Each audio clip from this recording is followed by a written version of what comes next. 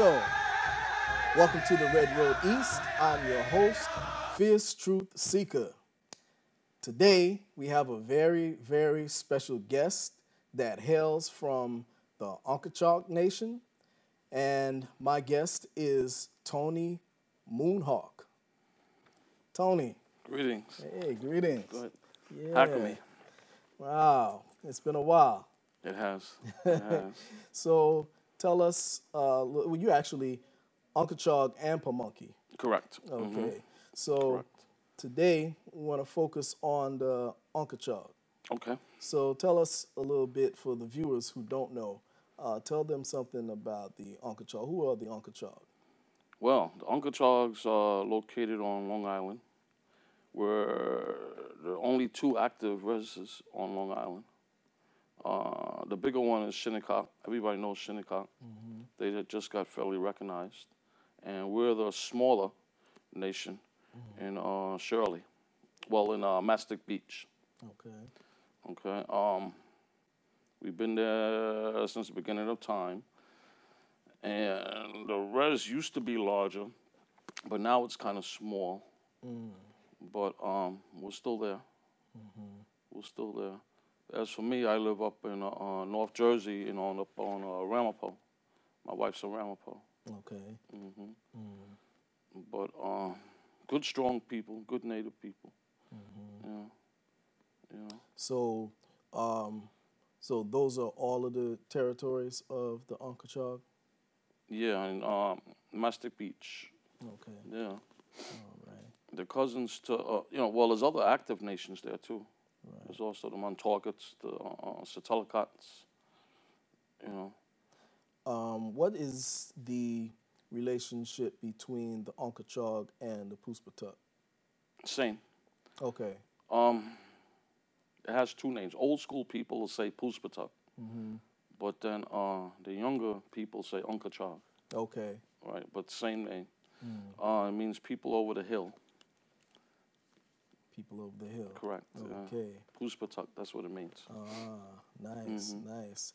And you you used to, well, not used to, you organize the powwow, a lot of the powwows, and Correct. I think you still organize the one that I remember back in the days, Chief Blackhawk's powwow up in what was that, Yonkers? In Yonkers, yeah, Yonkers. Yeah. You took over that now, right? Correct. And you still do that powwow?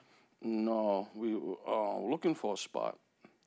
That one is about 30 years old. Chief Blackhawk originally started it. Then he kind of got old and, slowed down a little bit. Yeah. So then we said we would take it over. We would help him out. But right now, we're looking for a spot. But we do 4 other ones a year. We do 4 a year. And what are those powwows for the viewers? Let me see. Pamunkey, that's in Long Island. Okay, that's a big one. That's a competition. We do that one. We do the Satelicot. Okay, that's a little one, little family one. Right. Then a Ramapo and Big Indian. That's up in the Catskills.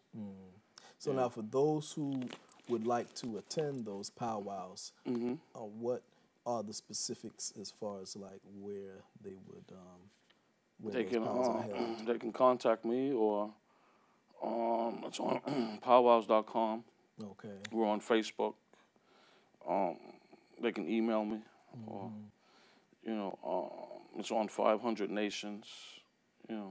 Well, what inspired you to organize the powwows? To keep them going.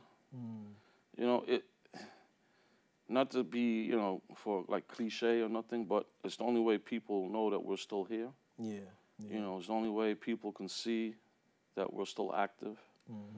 We do school programs. A lot of the kids think we're actors or we live in teepees. Right, right, exactly. And when I tell them, I said, no, I have a house. Yeah. I drive a car, Yeah. I was a housing cop for 15 years. So, but then the native-wise, it's to educate people, because a lot of stuff on TV and stuff, you know, isn't really factual. Right, right. So we try to show people, you know, what goes on, that was still here, that were good people, smart people, you know. And now you mentioned something interesting, because a lot of people, when they think about Indigenous Americans, you know, they just think about teepees, they think about the Plains Indians, war bonnets. Right. But here on the East Coast, we have, you know, our own cultures and traditions that make us distinct from those out west. Speak about that a little bit. It's highly important, because when I was a kid, you never heard, well, we heard, but the public never really heard about the East Coast natives. It was always out west. Right. You know, we discovered them 400 years before the out west did. You know, we were active. You know, there were battles and wars. Everybody watches the cowboy movies. You know, and all that. But we went through a lot here. You know, we were outnumbered. We had to assimilate. But there's still reservations. You know, New York State has 7 active reses. You know, but all along the East Coast, you know, we're still here. Yeah. You know, name some of those reservations for the viewers. Let's see. There's mine, the Untitled, there's Shinnecock, there's Cayuga, there's the Mohawk. You know, St. Regis. You know, and there's, as per the census, there's 1.5 million Native Americans living here in the 5 states, in the 5 boroughs. In 5 boroughs? Yeah. Wow. Yeah. Wow. Yeah. And they registered on the Census Bureau as Native American. You know. Yeah. But we have a rich history. You know, it goes back, you know, ever since the first settlers came, ever since Columbus and Hudson came up the river. You know, we were the ones that they saw. You know.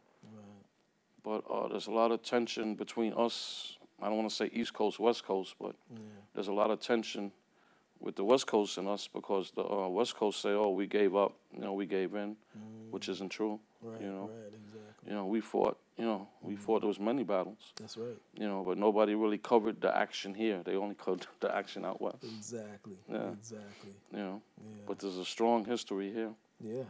Yeah. That's true. You know, you know, a lot of times I meet people from out west. They come here. They're like, "Wow, we never knew." Yeah. You know. Yeah. We never knew. As a matter of fact, we fought big time. You Yeah. know, as a matter of fact, the Seminoles, you know, they're dubbed the unconquered. That's right. That's right. That's right. You know, That's they right. were never conquered. That's right. You know, right here on the East Coast. That's right. You Yeah. know, and you mentioned another thing about reservations here. From my understanding, the first reservations were here on the East Coast. Yes. And I heard 2 different stories. I heard that the Brotherton was the oldest, and I also heard that the Poospatuck was the oldest. Do you know? We're the old. Poospatuck, Uncle Charles is the oldest documented in Shinnecock. You know. But we call them reserve. Like on the res, we say reserves. You know. But you wouldn't even, like, if you walked or drove in, you wouldn't even know you're on the res. You know, there used to be signs and all that, but there's no more signs no more. You know. Yeah. You know, you drive right in and see a bunch of houses and stuff and people. You know. And then they'll say, "Oh yeah, you're on the res." Yeah. But all along the East Coast, because we go down to Virginia, we go down to North Carolina, you know, Florida, you know, all along. You know, a lot of natives did leave. They left and went, you know, west, but a lot of us stayed here. That's right. You know. That's right. A lot of us stayed. You know, it wasn't cool. You know, 200 years ago, it wasn't cool to be a native. You know. Exactly. So a lot of people stayed and changed their names. You know, or went a different route. But you know, now, you know, a lot of people come back. I mean, how many people say, "Oh, you know, my grandmother was native, but she never told me. Exactly. Or my exactly. grandfather was Native, but he never told me. A lot of people. Right. Yep. Right. And I tell them, well, you know, it's important to find out. You know. You know, just follow your history. Yeah. Yeah. And a lot of times they did it for survival purposes. Correct. You know, because Indians were being hunted and killed. Correct. You know, so a lot of times they didn't even tell, you know, their offspring, you know, just for fear of the repercussions. Correct. Yeah. Yeah. It was, you know, it wasn't cool back then. You know, they would spit at you, you know, throw stuff at you. Exactly. You know, you couldn't go to school or anything like that, you know. So a lot of people, you know, natives are smart, you know. Yeah. So they went undercover. That's it. And came back out. You know? Yeah. What's your opinions on? 'Cause I know you're also part Pamunkey. So what is your how do you feel about them getting their recognition? It's their good. Federal recognition. It's good. You know, it's kind of a double-edged sword. You know, because the BIA was started by the government, and it was there for to control the natives. You know. It was now, you know, they look at it, oh, well, we're federally recognized. But now that you're federally recognized, you have to answer to the state. You know, they have to come in and check all your paperwork, check all this, check that, check this, you know. But you get grants, you know, you get money for housing, you know, stuff like that for kids, daycare and stuff. You know, and a lot of the nations, you know, they consider that like a handout. You know, they don't even want to deal with that, you know. Right, exactly. You know, there's some tribes down in North Carolina, you know, they do their own thing. They have banks, you know, they own businesses, you know. They don't want nothing from the government, Right. you know. Yeah. So, you know, depending on who you talk to, you know, it's a double-edged sword sometimes. Right, right. Yeah, I hear different opinions about that, you know, because they say, well, if you become federally recognized, then it affects your sovereignty to a great extent. Right, you know? right, Yeah. right. Because, you know, it's, when you think about it, because, you know, the country we were, I don't want to say invaded, but we were invaded, you know. And the only reason why, you know, we were outnumbered, you know. So a lot of people say, oh, well, you know, they took from us our land, they took this, they owe us this. You know, they owe us, you know, to do this. And it's true. Yeah. You know, it's true. I can see that point. Right. But on the other side, you know, well, you know, I don't want the government coming in my house telling me, you know, what to do. Exactly. You know, but so there's two different ways on that. Yeah. You know. Yeah. But you know, we're still here. We're still active. You know, in the whole country. You know. Yeah. You know, and we've endured, and you know, we'll keep going. We keep, you know. You know. Now, you're also a vendor. Correct. And you have some awesome arts and crafts, man. Thank you. I mean, Thank you. Yeah. And you're not like other vendors because you actually hand make Yep. your arts and crafts. Yeah. There's a you lot. know. Yeah. Tell us about how you got started doing that. As a kid, my mother used to take us to all the shows, to all the festivals. Okay. So I kind of grew up with it. Then I started dancing and stuff like that. In 2000, I broke my neck. I got hit by a tractor trailer coming home from work. So that kind of retired me from heavy dancing. So to stay active, I said, well, what am I going to do? You know. So I said, well, promoting and then the vending. Okay. You know. So that's how you started promoting the powwows. Correct. Yeah. Okay. I started getting involved in, you know, like behind the scenes stuff. You know. And that's what I like, you know, the behind the scene action, you know. Yeah. You know, it takes a lot to put shows on, you know. And I said, well, the vending part, I said, well, you know, let's try vending.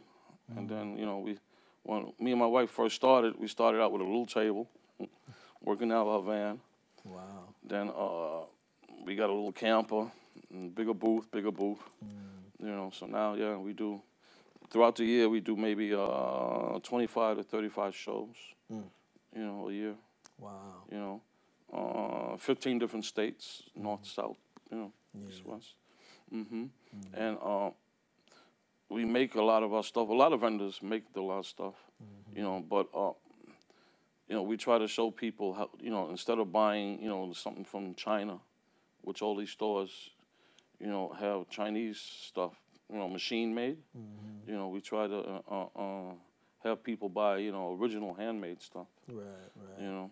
Yeah, I know there are a few vendors that I see at the powwows. They actually make their own, you know, but a lot of them they, you know, buy it. You Right. know. We have some store bought stuff too, you know, but most of it, most of the 80%, you know, we make. You know. Wow. You know, all winter we're working. You know, and then once the season hits, usually around May, then we start going out on the road. What is your masterpiece? You have a favorite item that you made? Yeah, there was a show we did out in Pennsylvania, and it was kind of slow. So I went out in the woods, and there was this root, pine tree root. So I picked it up and started working on it, and it looked like a medicine dancer. You know, the way the legs were sticking out in the hair, it was shaped. So I got a piece of my wife's hair, made hair for it, took some leather, dressed it up, you know, put some beads on it, you know, and I hang it in the booth, you know, and everybody wants to buy it, but I don't sell it, you know. I've had it now almost 10 years. Wow. Yeah. Yeah. That, and then I like we have cow heads. Okay. The bull heads, I like those. You know, because there's different ways, you know, you can dress it up and, you know, different styles and stuff. Yeah, those are some nice pieces too. Yeah. And then, you know, you can hang them up on the wall in your house and stuff, you know. Yeah. So there's a couple of things. Yeah, a couple of your masterpieces. You know, I call it like mad scientist mode, you know, because everybody has dream catchers, everybody has Mandelas, you know, walking sticks. So we try to do the stuff, you know, opposite, you know, because you don't see it around that much. Yeah. So. And you also drummed with, or did you start it, or the group, the Drum Circle Drummers? Yep, I was a member. Drum Circle Singers. Was that you who started that drum? Or? Lonnie. Yeah, it wasn't me. I was one of the original members. Okay. Yep. And then from there. Lonnie started that drum? Oh, okay. He said Lonnie you started Hamilton. Yeah, did he? Okay. Yeah. We were. There was all of us: Windhorse, him, Lonnie, and me. And let me see, Red Storm. We started Red Storm drum group. They're in Staten Island now. Okay. One of the founding members there. Oh, wow. You know, they're good guys, you know. But then when I got married, I went up to Jersey, so it was hard for me to get back and forth to the meetings. You know? Yeah. Wow. But yeah. I try to, you know, try to stay active, you know. Yeah. Try to stay active, you know. And it's helped me out, you know, many times, you know. It's helped me out, you know. It's kept me out of trouble, you know. You know. Did you do any recordings with any of those groups? Okay. You know, everybody has a CD out now. You know, but back then it was hard, you know, to get airtime and stuff like that. Yeah, but now they have most of all the groups have CDs, and you know, you can go to the websites and hear everybody now. Yeah. You know. Now, what I want you to do is you can, if you have any, I know you probably don't have any today, but I would like to play some of that music for the show. Okay, I can bring it. Okay. Yeah, that'll work. I can bring it, yeah. And then you can go on a computer too and get it off the. Okay. There's websites too now. Oh, definitely. I'll buy it then. Yeah. Well, it's free. You know, they're free to listen to it. You know, but I'll bring some. Okay. Yeah. And I'll buy it from you in person either way. Yeah. No mind. You know. Yeah. Now, what's the next powwow that y'all are gonna be doing? The next one coming up is in Shippensburg, PA, next month. Next month? Yeah, the third weekend I think it is. But it's in Shippensburg, Pennsylvania. Okay. Yeah, and that's Orville. You know, that's a good show. Everybody goes to that one. Okay. You know, because right now everybody's got you know, winter blues. Yeah. So everybody's itching to start getting out. Yeah. True. You know, yeah.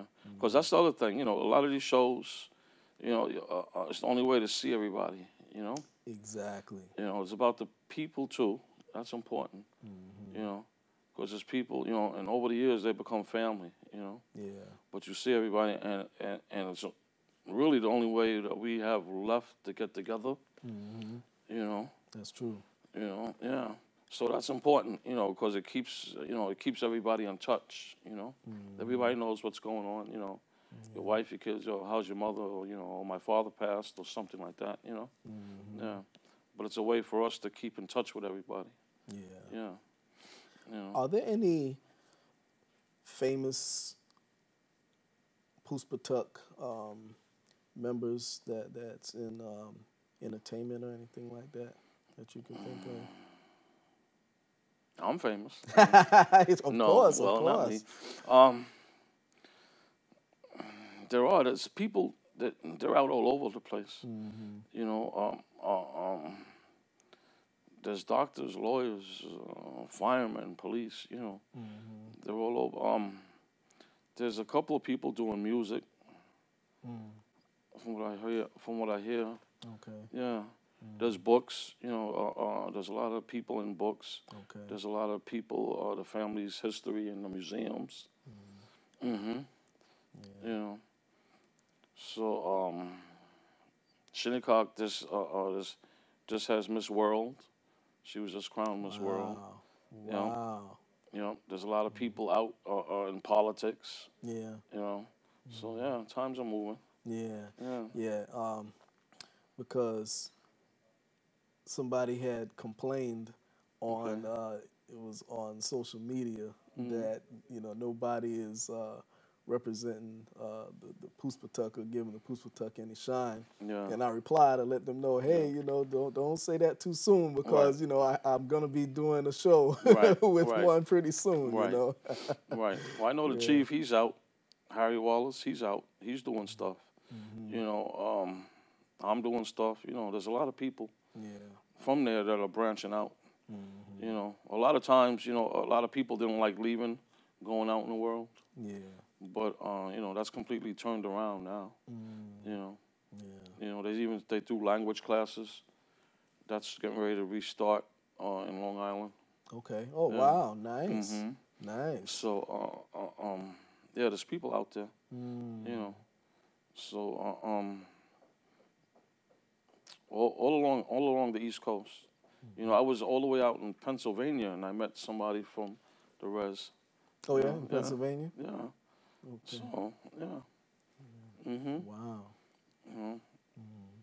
But they're getting there. It takes time. Yeah. You know? Yeah. It takes time. So now all of those tribes, all those tribes out there are related.